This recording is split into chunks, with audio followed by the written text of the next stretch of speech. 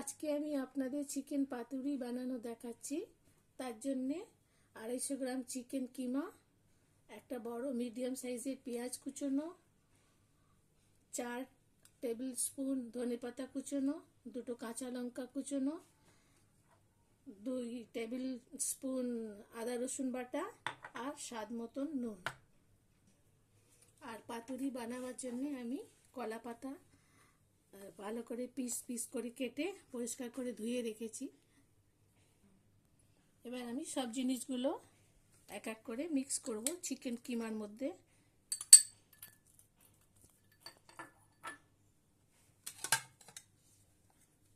পেঁয়াজ কুচোনোটা দিয়ে দিলাম, কাঁচা লঙ্কা পিস করা, স্বাদ মতন নুন, আর ধনেপাতা কুচোনো,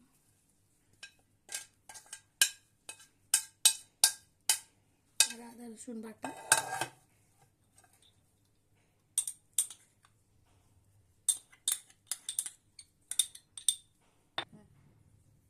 এই সব জিনিসগুলো আমি এবার মিক্স করছি এর মধ্যে।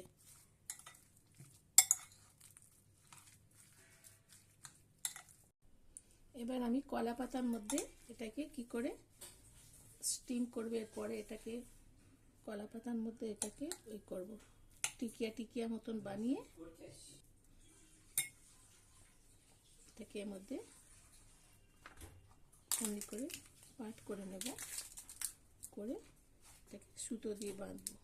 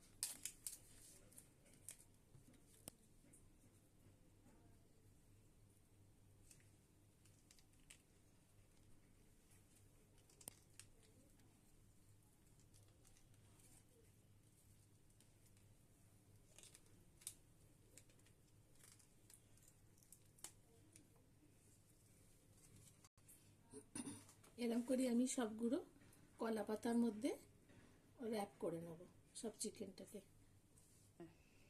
এবার আমি চিকেন পাতুরিটা এবার এই কলা পাতার মধ্যে এরকম করে র্যাপ করে নিয়েছি। এবার আমি একটা ডেকচিতে আর ডেকচি জল বসাবো।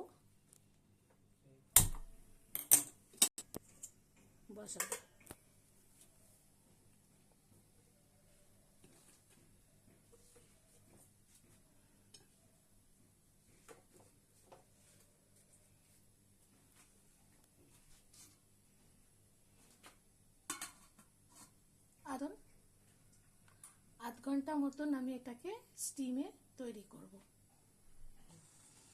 10-15 মিনিট পরে আপনি এটাকে খুলে পাতুরিগুলোকে একটু উল্টে দেবেন।